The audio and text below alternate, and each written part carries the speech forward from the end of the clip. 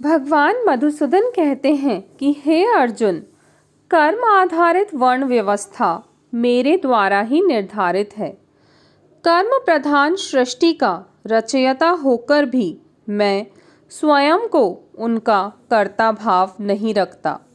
मैं हमेशा ही निर्लिप्त भाव से रहते हुए बंधन मुक्त ही रहता हूँ।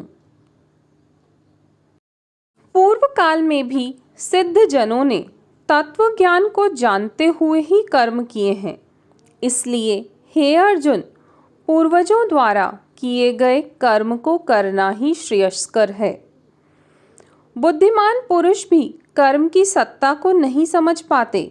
अतः अब मैं तुम्हें कर्म बंधन से मुक्त रहते हुए करने योग्य कार्यों को विस्तार से समझाता हूँ। अर्जुन को आगे बताते हुए भगवान श्री कृष्ण कहते हैं कि कर्म की गति बहुत महत्वपूर्ण है। मनुष्य को कर्म, अकर्म एवं विकर्म के स्वरूप से भली भांति परिचित होना चाहिए। योगी जन कर्म में अकर्म एवं अकर्म में कर्म देखते हुए ही अपने द्वारा किए जाने वाले कार्य निर्धारित किया करते हैं।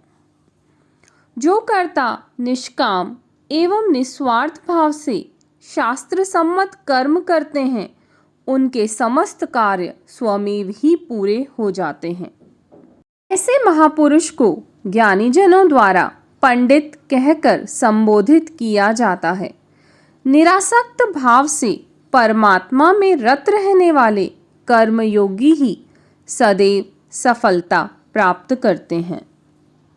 गोविंद अर्जुन को आगे बताते हैं कि जो मनुष्य अपनी 10 इंद्रियों पर नियंत्रण रखते हुए अपरिग्रहित जीवन जीता है, उससे कदाचित कोई पाप भी हो जाए तो उसे कर्म बंधन नहीं होता।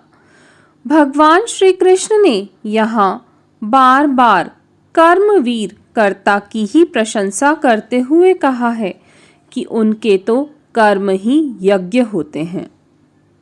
भगवान श्री कृष्ण कहते हैं कि यज्ञ कर्म में उपयोग आने वाले समस्त संसाधन एवं सामग्री ब्रह्म है। इस प्रक्रिया में यज्ञकर्ता ब्रह्म में ही समाधिस्थ हो जाता है और यज्ञ से प्राप्त होने वाले फल भी ब्रह्म ही हैं। संपूर्ण यज्ञ को ब्रह्म स्वरूप बताने के पश्चात भगवान श्री कृष्ण अर्जुन को यज्ञ की क्रिया पद्धति एवं यज्ञों के विविध स्वरूप की जानकारी प्रदान करते हैं।